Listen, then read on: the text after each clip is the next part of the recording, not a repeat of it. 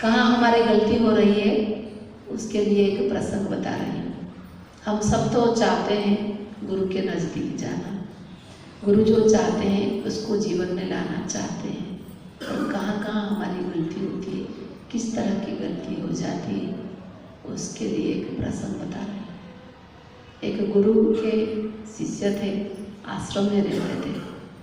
तो 3 शिष्य थे, तीनों को गुरुजी ने एक व्यवस्था संभालने के लिए सेवा दी थी। तीनों एक ही सेवा में लगे थे। एक शिष्य का नाम था अंग संग, दूसरे शिष्य का नाम था दृष्टि संग, तीसरे शिष्य का नाम था भाव संग। ये बहुत अच्छा रोचक प्रसंग है हम सबके लिए, साधकों के लिए। मुझे बहुत अच्छा लगता है, इसलिए मैंने बता दिया। तो अंग संग हमेशा गुरु के साथ साथ रहता था, और दृष्टि संग गुरु जी के थोड़ी दूरी में रहता था, और भाव संग हमेशा दूरी में रहता था। तो तीनों को जब एक सेवा मिली, एक व्यवस्था संभालने की सेवा दी गई, तो तीनों सेवा करते थे, पर तीनों अपना अपना अनुभव आपस में बताते थे, जैसे हम साधक बताते हैं। तो बताते बताते इधर सेवा भी चल रही थी, उधर अनुभव भी बता रहे थे। तो अंग संग जब अपना अनुभव बताए, दृष्टि संग को थोड़ी ईर्ष्या हुई, भाव संग को भी हुई। दृष्टि संग जब अपना अनुभव बताए कि गुरुजी मेरे ऊपर हमेशा दृष्टि देते थे, हमेशा मुझे देखते थे, जो भी ऐसे अपना अपना अनुभव बताते बताते आपस में ईर्ष्या भाव बढ़ गया। सेवा कर रहे थे, पर आपस में धीरे धीरे ईर्ष्या भाव बढ़ते बढ़ते वो एक द्वेष का रूप ले लिया। ये सूक्ष्मता से द्वेष भाव जब बढ़ गया, तीनों में से जो प्रेम भाव बढ़ना चाहिए, जबकि तीनों एक सेवा कर रहे थे, तीनों में अगर प्रेम भाव होता है तो वो सेवा में रौनक आ जाती है, पर तीनों में द्वेष भाव बढ़ने के बाद जो सेवा निर्भुल भाव से सुचारू रूप से होना चाहिए था, वो नहीं हो पाई। एक दिन तीनों में खूब जोर से संघर्ष हुआ। कोई भी बात को अगर समाधान नहीं करते तो धीरे धीरे बढ़ते बढ़ते वो मोटा रूप ले लेता है और संघर्ष की ओर चल पड़ता है। ऐसे ही हुआ, संघर्ष का रूप ले लिया। गुरुदेव देखिए, जहाँ पे भी होते हैं ना, गुरुदेव जी को पता चल जाता है। तो गुरु जी को पता चला कि मेरे ये 3 शिष्य लड़ रहे हैं, तभी गुरु जी थोड़े शांत हो गए। शांत होके अपना संकल्प छोड़ा। तो तीनों शिष्य जहाँ लड़ रहे थे, वहाँ एक देवी माता का प्रकट हुई। देवी माँ प्रकट विशाकार रूप में। देवी माँ को देख के तीनों आश्चर्य हो गए। बोले, देवी माँ आप कौन है, आप यहाँ क्यों प्रकट हुई? तो देवी माँ ने कहा कि मैं, आप कौन है पूछा। तीनों ने झगड़ा बंद कर दिया, लड़ाई बंद करके वो देवी माँ को पूछा कि आप कौन है, कहाँ से आए, यहाँ क्यों प्रकट हुए? तो देवी माँ ने कहा, तुम्हारे गुरुदेव के ममतामयी कल्याणमयी रूप में हूँ। तुम्हारे गुरुदेव के ममतामयी कल्याणमयी रूप के रूप में मैं प्रकट हुई। तुम तीनों के बीच जो संघर्ष चल रहा है उसका समाधान करने के लिए। तो एक दूसरे को देखने लगे तीनों शिष्य।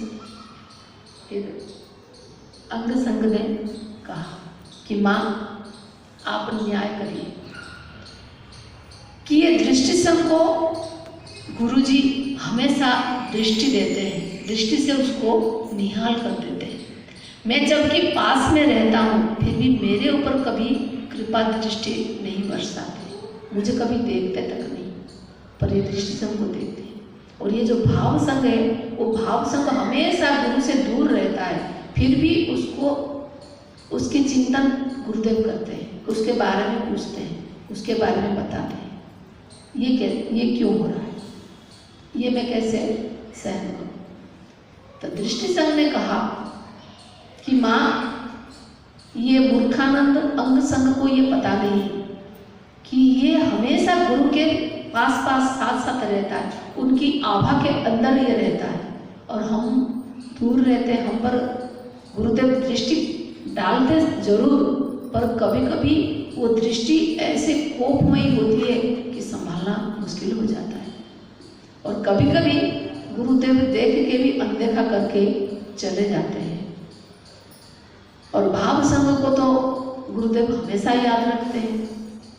तो भाव संघ ने कहा कि माँ, मेरी बात भी तो सुनिए, इन दोनों की तो बात आपने सुन ली, मेरी बात भी सुनिए। मैं कितने दूर रहता हूँ, अंग संघ को सानिध्य का, हमने जो कहा ना महापुरुष सहस्त्रयाम, सद्गुरु का सानिध्य मिलता रहता है। दृष्टि संघ को तो दृष्टि मिलती है, भले कभी कभार कोप दृष्टि मिलती है, पर उससे भी तो उसका कल्याण ही होता है ना। पर मुझे तो ना गुरुदेव की दृष्टि मिलती है, ना मुझे कभी उनका सानिध्य मिलता है। मैं तो दूर रह के सिर्फ स्मरण करते करते अपने भाव से गुरु को रिझाता रहता हूँ। ये तो मेरा बड़ा दुर्भाग्य है ना, मुझे कभी अंग संघ नहीं मिला, मुझे कभी दृष्टि नहीं मिली। ये मेरा दुर्भाग्य के बारे में थोड़ा सोचिए। ये दोनों हमेशा फरियाद करते हैं मेरे प्रति कि आपका चिंतन गुरुदेव करते हैं, आप भले दूर हो पर गुरु के नज़दीक आप ही हो। तो माँ ने सबकी बात सुनी और थोड़ी मुस्कुराई माँ ने कहा, तुम लोग ऐसे क्यों सोचते हो?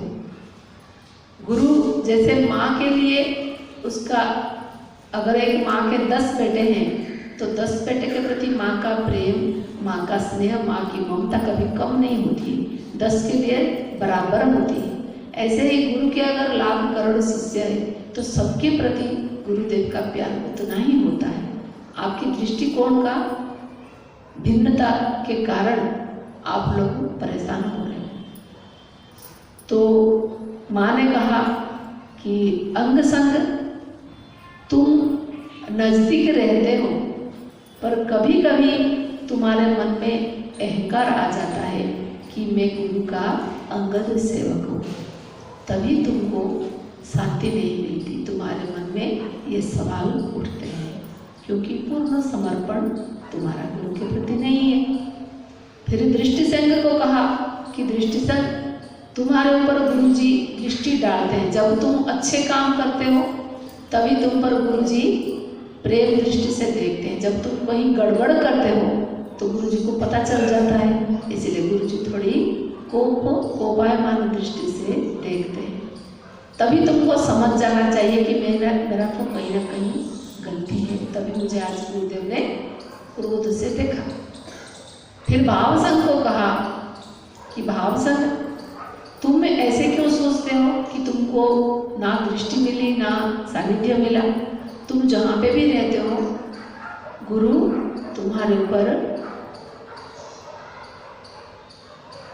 व्यापक दृष्टि रखते हैं। गुरु की दृष्टि व्यापक होती है। तो गुरु के साधक कहीं पे भी रहे, शिष्य कहीं पे भी रहे, तो गुरु की कृपा उसको मिलती ही रहती है। तो ये तीनों तो थे ही ईर्ष्या द्वेष में जल रहे थे, तो इनको समझ में नहीं आई। बोले माँ, इसको अच्छी तरह से वर्णन न करके हमको विस्तार रूप से समझाइए, हमको समझ में नहीं आए।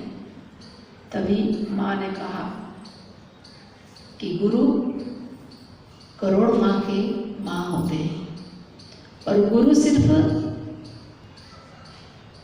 पिता, तुम्हें वो माता जब पिता तुम्हें जो कहते हैं ना, वो सच में ऐसे ही सतगुरुदेव होते हैं। तो माँ ने समझाया कि जैसे पूरे विश्व में 3 देवियाँ प्रसिद्ध हैं, कांचीपुरम में माँ कामाक्षी, और मदुरई में माँ मीनाक्षी, और काशी में माँ विशालाक्षी के रूप में माँ के 3 मूर्ति प्रसिद्ध है। और ये तीनों मूर्ति का समागम मैं हूँ। जब माँ ने इतनी बताई तो वो देवी माँ के अंदर तीनों देवी के दर्शन हुए, ये तीनों शिष्यों। ये तीनों शिष्य और भी हैरान रह गए, बोले माँ ये क्या है? तो माँ ने कहा यही तो बता रही हूँ मैं। तो माँ ने कहा कि माँ कामाक्षी जो है वो कामोठ, वो कुक्कुट विद्या प्रदान करती है। माँ कामाक्षी जो है कांचीपुरम में वो कुक्कुट विद्या प्रदान करती है। कुक्कुट यानी कि मुर्गी। मुर्गी जैसे अपने अंडों को अपने सानिध्य में रख के बच्चा पैदा करती है, मुर्गी को वो ढक के बैठती है मुर्गी के अंडे को, तभी जाके वो अंडे से बच्चे निकल पाते हैं। इसीलिए अंग संग तुमको गुरुदेव ने माँ कामाक्षी के रूप में दीक्षा देते हैं, अपने पास रखते हैं, क्योंकि तुमको सानिध्य की जरूरत है। अगर सानिध्य से दूर हो जाओगे तो तुम्हारा पतन हो जाएगा। इसलिए माँ कामाक्षी की तरह कुक्कुट विद्या, कुक्कुट रूप से तुमको संभाल रहे हैं गुरुदेव। और दृष्टि संग तुम जो हो, तुमको माँ मीनाक्षी के रूप में गुरुदेव संभाल रहे हैं। मीनाक्षी यानी कि मीन आक्षी। मीन मछली जल में जब अंडा देती है तभी अंडों के पास नहीं रहती, वो अंडों से थोड़ी दूर रहती है, पर उसकी दृष्टि हमेशा अंडों के ऊपर रहती है। वो दूर में तैरते तैरते अपने अंडों पर ध्यान रखती है, मीन मछली। ऐसे गुरुदेव भले तुमको अपने सानिध्य में नहीं रखते, तुमको सानिध्य नहीं देते, पर उनकी दृष्टि हमेशा तुम्हारे ऊपर रहती। तुम क्या कर रहे हो, कहाँ जा रहे हो, कैसे साधना कर रहे हो, आदि आदि सेवा कैसे कर रहे हो, कहाँ गलतियाँ कर रहे हो। जब तुम अच्छे कर्म करते हो सेवा में तत्परता से, एकदम उत्साह के साथ, जब निष्काम भाव से तुम सेवा करते हो, तब गुरुदेव तुमको प्रेम दृष्टि से देखते हैं। जब तुम कहीं गड़बड़ करते हो तो गुरु जी को पता चल जाता है, इसलिए गुरुदेव थोड़ा क्रोधपूर्ण दृष्टि से तुमको देखते हैं। पर दोनों दृष्टि में गुरुदेव की कृपा ही तुम पर बरस रही है।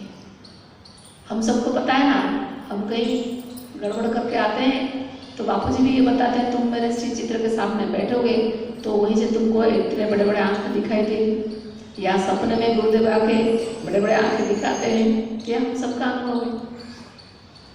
और जब हम अच्छे कर्म करते हैं, साधना में, सेवा में एकदम उत्साह के साथ करते हैं, तो गुरुदेव की श्री चित्र के सामने बैठते ही गुरुदेव की प्रसन्नता छलकती है। तो गुरुदेव मीनाक्षी के रूप में दृष्टि संग के ऊपर कृपा बरसा रहे हैं। और भाव संग ने कहा माँ मुझे भी तो बताइए, मेरा मन बड़ा उतावला हो रहा है। तो माँ ने कहा भाव संग तुमको गुरुजी माँ विशालाक्षी की तरह ध्यान रख रहे हैं।